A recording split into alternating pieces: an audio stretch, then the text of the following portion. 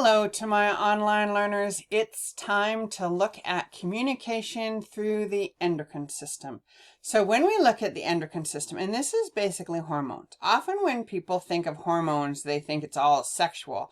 But hormones are chemicals that control all sorts of activities in your body. They control your breathing, your eating, your heart rate. They control your amount of calcium that's absorbed, the amount of sugar that's absorbed, your digestion. Basically, a lot of functions are controlled by hormones. So what we're going to do is look at the hormone, and then we're going to look at how the endocrine system is slow and steady as opposed to the nervous system, which is fast, and look at the components and compare and contrast it. Now realize when we talk about compare, that means what's the same, and contrast is what's the difference. So I'm asking for detail here. Then we're going to look at the endocrine glands and describe the structure of each. And this is quite tricky because with hormones you have an origin gland which will secrete a hormone which acts on another target. So pay attention to origin, hormone, and target. Then that target often will secrete another hormone which acts on another target. So they can be quite tricky. And this time we're going to look a little more at the loops to see how one affects the other, and then the final one feeds back to the hypothalamus, which will shut everything down. So we're looking for those loops and paying attention, excuse me, paying attention to homeostasis. Good. We're going to look at the pituitary, which is the master gland, and then look at how hormones affect the nervous system, and then basically what is a hormone, where is it created, what does it do? Okay, so that's what we're looking at today, and it's in chapter 13. So if we look at chapter 13,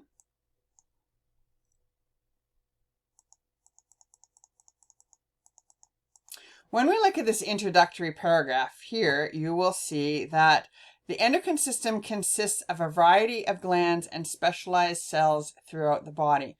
The glands and these cells secrete chemicals called hormones that influence every cell, almost every cell or organ of the body. Hormones determine, among other things, how you feel, if you feel hungry or full, whether you're fat or thin, how to handle stress, and even when you sleep. Endocrine and nervous work hand in hand to promote communication between cells, allowing things to coordinate and integrate their activities. Although they share a common goal, homeostasis, their method of accomplishing this varies. For example, the hormone system uses lightning, fast electrical signals to communicate, ideal for time-sensitive processes such as breathing and movement. In contrast, the endocrine system is slow-acting hormones that placing it in charge of body processes that happen slowly, such as cell growth. Okay. Now, there are hundreds of hormones controlling all sorts of things in the body. So we're going to look at the main organs. These are the main ones. So you've got the pineal gland in the back of your head, for lack of a better word. The hypothalamus, which we mentioned when we talked about the nervous system because it's part of the diencephalon. Then you have the pituitary gland called the master gland. Parathyroids in the thyroid, you have the thymus, which we talked a little bit before when we talked about T cells. The adrenaline, which have a cortex in the outside and a medulla in the middle, and both controls it. Then you've got the pancreas. Now we talked about the pancreas in terms of, no we haven't. We will talk about the pancreas in terms of digestion and secreting enzymes, but we also need to realize that the pancreas has hormones. So the pancreas is both an endocrine, which puts hormones into the blood, and an exocrine gland. An exocrine means that there's usually no ducts, and there's usually ducts, and such things as enzymes go into these ducts, and then they move through ducts. Okay. Then we're also going to look at the ovaries and the testes. We'll spend a little more time with the sex hormones when we talk reproduction, so we're only going to be very general here. Okay, when we look at the endocrine system, whoops.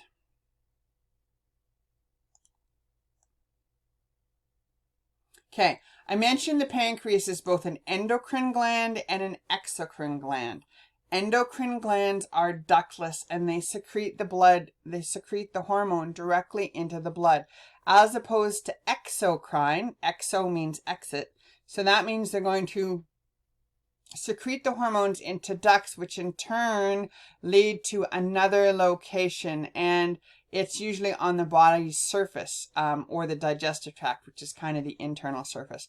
And as a result there, you will have the enzymes reacting on chemicals in another area. Okay. When we're talking hormones, although there's hormones traveling throughout the blood supply, there is only these receptors on specific cells that act as targets. So they're called target cells. Okay.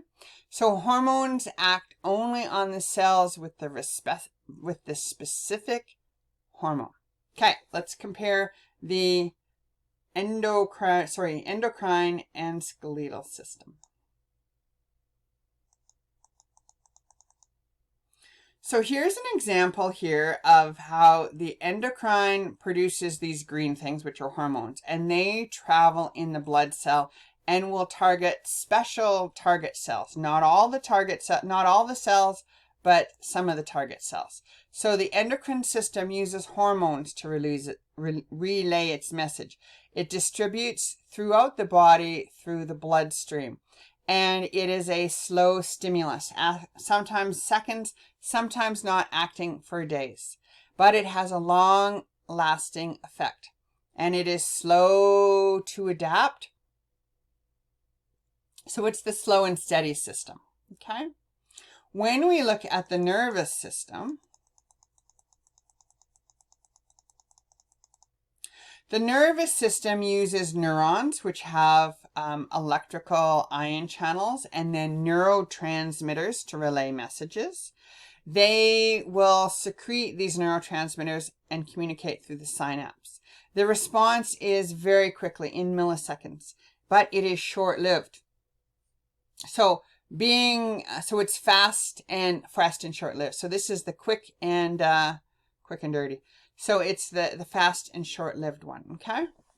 Now the body uses both of these in order to communicate, and one is a backup system of the other.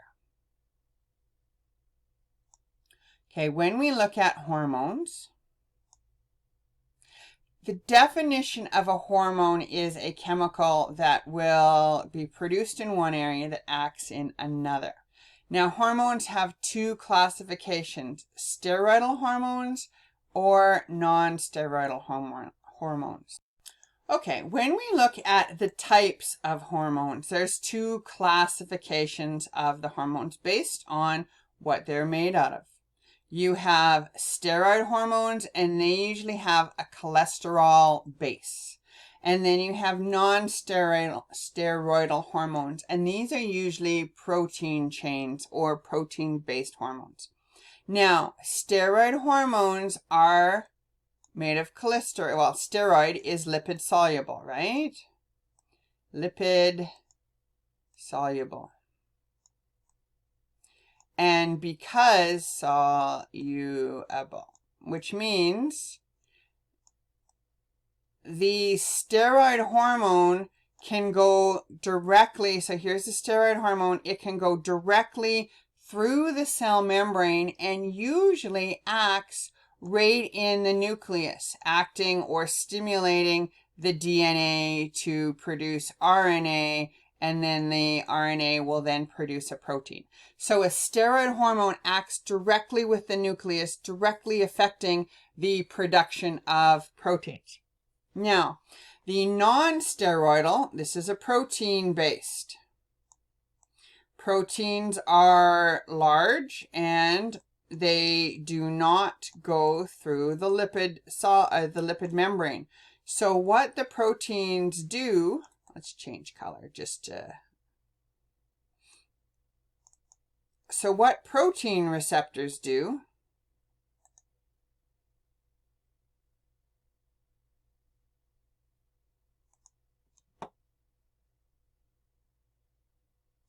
okay. So the non-steroidal are protein hormones. They must act on a receptor, and then the receptor will change and stimulate a second messenger. And later on, you might hear about cyclic AMP. So it is or sometimes called a G protein. So it will stimulate the second receptor, the second messenger. The second messenger will then change or affect an enzyme, which then causes a reaction. Okay. An example here is insulin. Insulin acts on the receptor. Once it acts on the receptor, it sends a second messenger, which will cause glucose to be transported in. So if that receptor breaks down, or isn't as active, then the whole process is slowed down. However, being a receptor means you can regulate it easier and make and control when the hormones act and when they don't. Okay, so one class is steroid hormones, steroid lipid soluble, act on the nucleus. The second class is non-steroidal hormones. They are protein-based and they act on a receptor, which will then use a second messenger to create the needed action. Okay? Good. Okay, let's start looking at the glands and the interactions of them.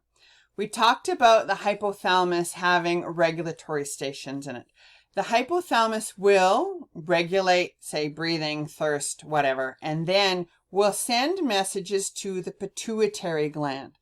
Now, I want you to realize that they are connected. There's this infundibulum. Don't worry so much about the terminology, but I want you to be aware that there is two different types of tissue, and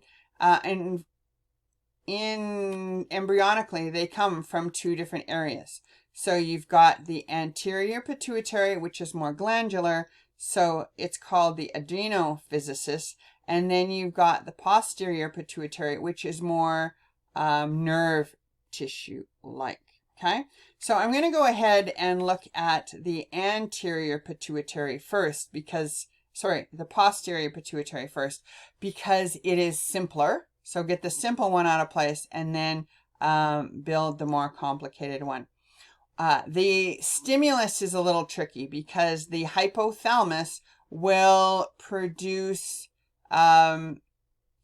hormones and they travel through something like a nerve. So it's a little trickier. So let's show the little video as we go through it.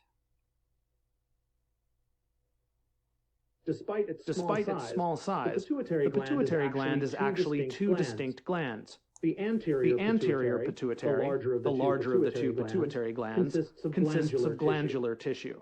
The posterior pituitary is made of neural tissue.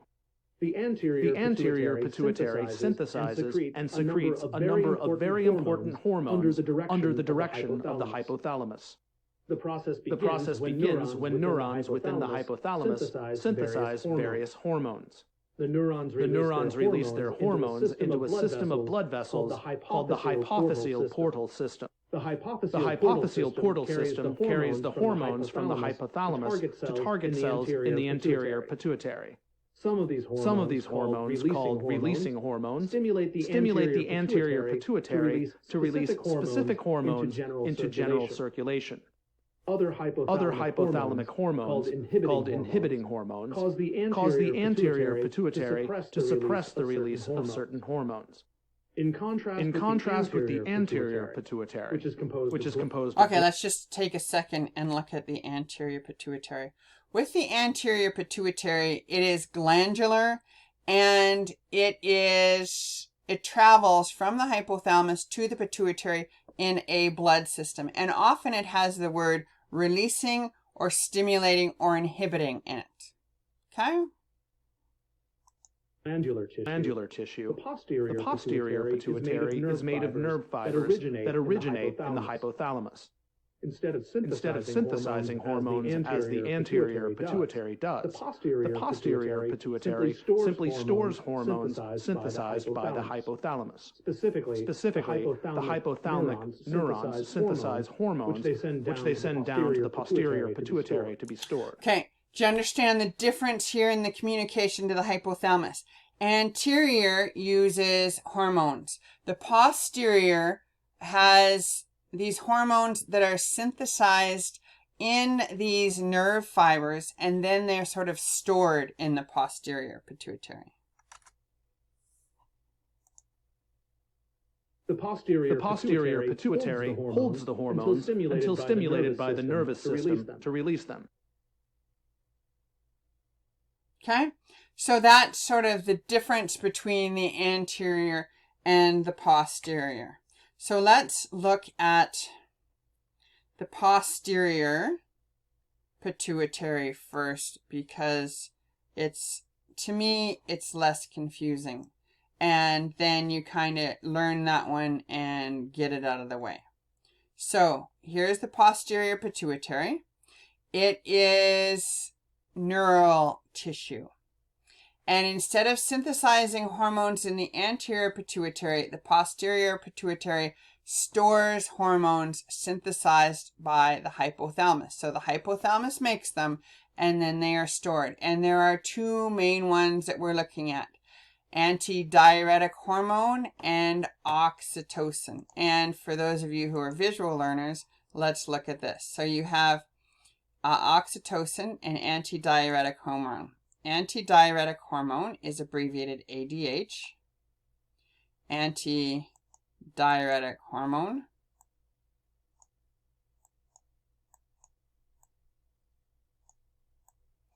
And you have oxytocin, which is OX. Now, the antidiuretic hormone is released from the posterior pituitary, and it acts on the kidney. And we'll talk about it a little more. It acts on the aquaporins of the tubules, if we want to get technical, which we will look in more detail when we go to the urinary system. But right now, antidiuretic hormone will act on the kidney to increase water absorption. Okay, so not only do you need to learn the hormone, you need to learn the action.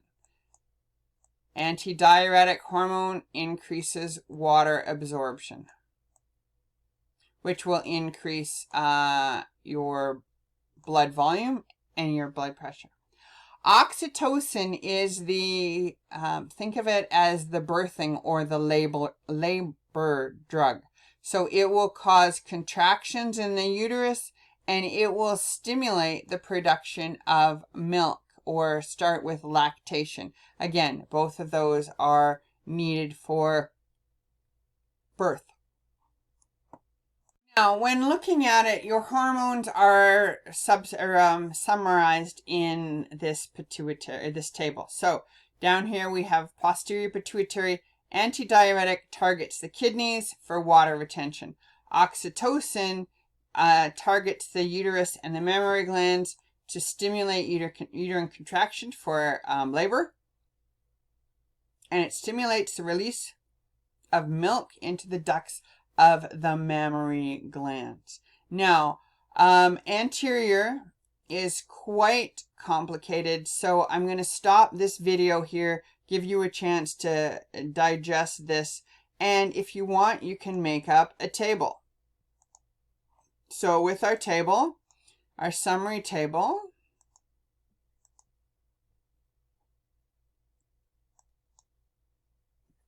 you have our hormone, then you have the target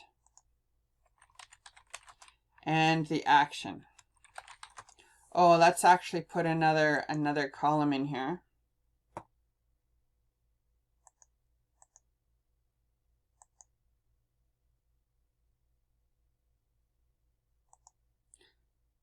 Whoops, that's not a column.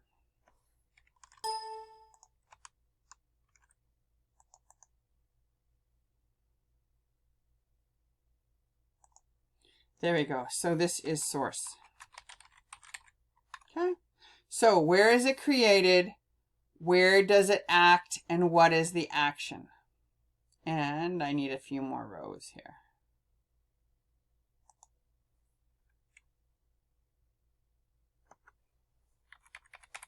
Okay, good. So have that ready, and then we will start. Well, I guess we could start with this. Let's start by filling it in with their source is the posterior. Whoops, why do I have all caps on?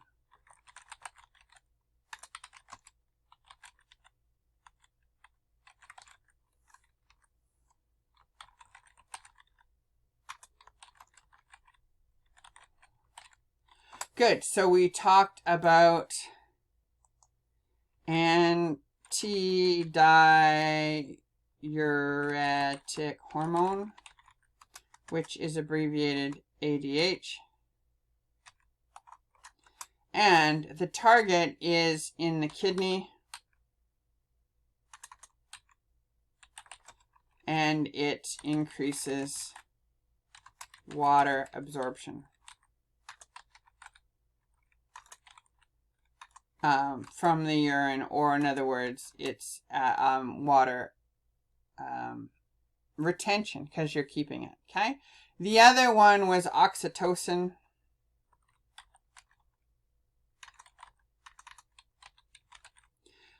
And oxytocin looked at the uterus and the mammary glands. For the uterus, it is contractions, such as in labor. And for the mammary glands, it is milk production.